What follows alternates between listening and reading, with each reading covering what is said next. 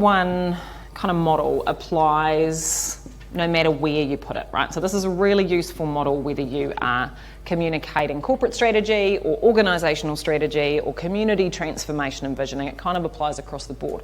What is different is that we've got different drivers between how this plays out in the private sector and how it plays out in the public sector. And I think it's really important to get this distinction clear. And it's especially important for councillors who walk into a governance role and say, you would never run a business like this. No, you wouldn't.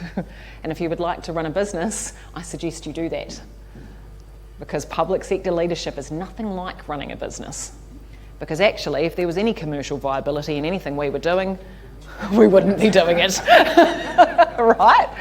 And so in the private sector, we have a commercial driver. And our why is all about profit. And we pretend it's about other things because it's very trendy now to have a for-purpose situation. And so if you go on any company's website now, they're not allowed to say, our vision is to make as much money as possible. Right? That went out in the 80s. We don't do that anymore. Now we say, our vision is to transform the way you connect with your family. They don't give a shit about your family, right? It's all for profit, with some like value stuff tacked on. But in the public sector, our drivers are community focused, right? So we aren't here to deliver a profit, we're here to deliver public good, right? So the key criteria of any of our vision statements or our whys are we delivering as much public good as possible? Right? In the private sector, their hows are all about their unique selling proposition, right? They want competitive advantage. And so when they're making the decisions, they're like, okay, what are we going to focus on? Are we going to be a premium brand?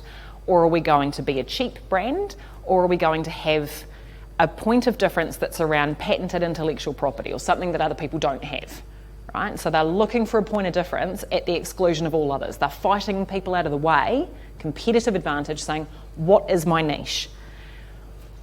We are not fighting anybody. If you will take any of it, you can have it.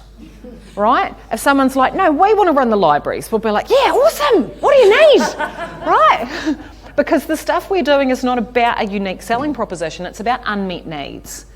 And we've come a little bit further than that. Like, we're not just the gap fillers now, we are the long-term peace coordinators, systems leaders, right? But because our driver is all about the community, we're delivering services that nobody alone would even want to deliver, much less fight to deliver, right? We're delivering